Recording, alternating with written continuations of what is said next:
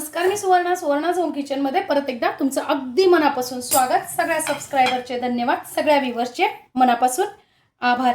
आज मी तुम्हाला खूप छान अशी रेसिपी दाखवणार आहे, ती म्हणजे मसुराची आमटी भाजी, तुम्ही काही म्हणू शकता।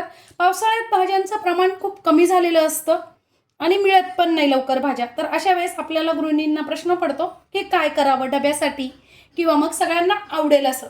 तर बघा, अशी चमचमीत अगदी घरातल्याच साहित्यात डाबा स्टाईल मसुराची आमटी घरच्या घरी कशी बनवू शकतो ते आज आपण बघूया।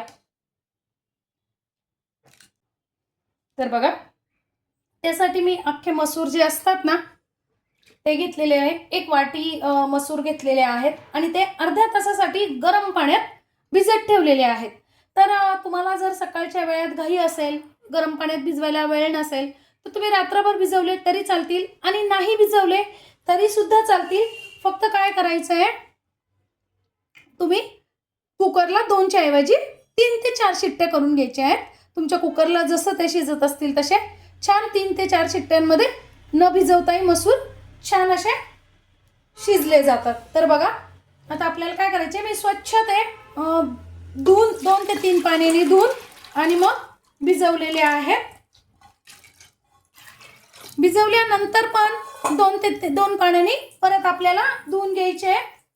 जर तुम्ही रात्रभर भिजवलेले असेल ना तर धुवून परत 2 पाण्याने धुतल्याशिवाय कुकरला लावू नका, नाहीतर मग काय होतं, त्या पाण्याचा आंबट असा वास येतो आणि लवकर तुमची भाजी आमटी खराब होण्याची शक्यता असते। आता बघा, त्यात टाकून घ्यायचं आपल्याला चवीनुसार मीठ। मी इथे 1 ते 1.5 चमचा मीठ टाकून घेतलेलं आहे आणि आता कुकरला 2 शिट्ट्या करून घेणार आहे। आता आपला कुकरच्या 2 शिट्ट्या होईपर्यंत आपण त्याच्यासाठी एक वाटण बनवणार आहोत। त्यासाठी मी इथे घेतलेला आहे 1 कांदा, 1 टोमॅटो, 3 ते 4 हिरव्या मिरच्या, या कमी तिखट मिरच्या आहेत, तुम्ही तुमच्या चवीनुसार घेऊ शकता। त्यानंतर अर्धा इंच घेतलेलं आहे आलं, थोडासा घेतला कढीपत्ता, 7-8 लसणाच्या पाकळ्या आणि थोडंसं खोबरं। इथे तुम्ही कांदा आणि लसूण खात नसाल तर स्किप करायचे आणि एवढंच फक्त आपल्याला वाटण करून घ्यायचंय। हे वाटण करताना तुम्ही थोडंसं पाणी घातलं तरीही चालणार आहे, खूप पाणी मात्र घालायचं नाहीये, तो अगदी थोडंसंच पाणी घालायचंय, एखाद दुसरा चमचा फक्त। तर मी थोडंसं घेतलेलं आहे इथे कोथिंबीर आपल्याला काड्यांसह घ्यायची आहे। कोथिंबीरीचा वास जो येतो ना त्यात खूप सुंदर येतो आमटीमध्ये। आता हे छान आपल्याला सुरुवातीला कोरडच बारीक करायचंय, वाटलंच तर एखाद ते 2 चमचे पाणी टाकायचंय। बघा, छान असं आपलं वाटण पण तयार झालेलं आहे। बघा, मसूर पण एकदम पाहिजे तसाच आपल्याला शिजलेला आहे, गाळ पण झालेला नाहीये आणि कडक पण नाहीये, मस्त असं 2 शिट्ट्यांमध्ये शिजलेला आहे। आणि कढईत 1 पळी तेल टाकून घेतलेलं आहे, तेल आणि टाकून घ्यायचंय आपण केलेलं वाटण।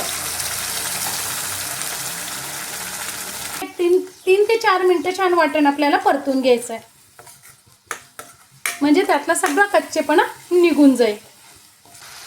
बघा, 3 ते 4 मिनिट ग्रेव्ही आपण छान परतून घेतलेली आहे, तेल सुटेपर्यंत सगळा कच्चेपणा ग्रेव्हीचा निघून गेलेला आहे।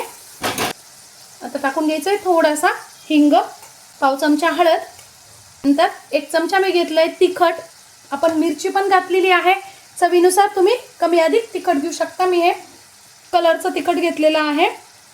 1 चमचा घेतलाय साठवणीतलाच आपला गोडा मसाला, तुम्ही इथे काळा मसाला, गोडा मसाला तुम्हाला जो आवडत असेल तो घालू शकता। मी गोडा मसाला घातलाय, तुम्ही इथे काळा मसाला पण आवडत असेल तर वापरू शकता।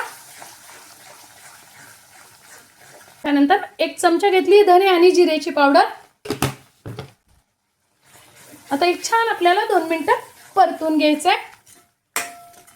तुमची ग्रेव्ही थोडीशी जास्तीच कोरडी वाटत असेल तर तुम्ही 2 चमचे पाणी इथे घालू शकता, म्हणजे मसाले जळणार नाही। तुम्हाला सकाळी घाईची वेळ असेल डब्याला तर तुम्ही अशी ही वाटण आहे ना ते तुम्ही रात्रीच तयार करून ठेवला तरी चालेल, म्हणजे सकाळचा तुमचा वेळ जाणार नाही आणि झटपट अशी डब्यासाठी तुमची छान अशी मसूरची आमटी तयार होईल। आता बघा, छान वाटण आपलं परतून झालेलं आहे, टाकून घ्यायचं आपल्याला आपण शिट्टी करून घेतलेला मसूर। वा, काय मस्त कलर आलाय बघा. आता आपल्याला इथे टेस्ट घेऊन बघायचं आहे. जर मीठ कमी असेल, कारण आपण कुकरला ज्यावेळेस शिट्ट्या करायला लावल्या ना त्यावेळेस पण मीठ टाकलेलं होतं, तर थोडंसं अगदी ग्रेव्ही पुरतं मीठ आपल्याला टाकून घ्यायचं आहे वाटणाचं. जर वाटत असेल मीठ कमी तुम्हाला तरच टाकायचं आहे, नाहीतर नाही टाकलं तरीही चालेल.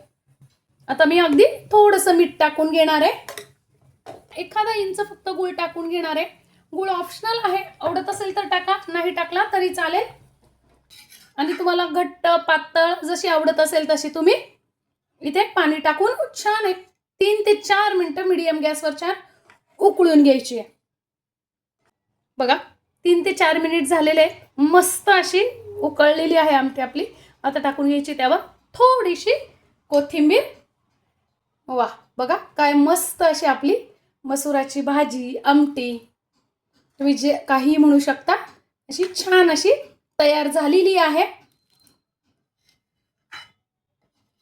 अशी ही मसुराची भाजी, आमटी तुम्ही भाताबरोबर, भाकरीबरोबर, भाजीबरोबर खाऊ शकता. आजची माझी ही रेसिपी, ही व्हिडिओ तुम्हाला कशी वाटली कमेंट्समध्ये नक्की सांगा. चॅनलवर नवीन असाल तर चॅनलला लाईक, सबस्क्राईब आणि शेअर करा. धन्यवाद.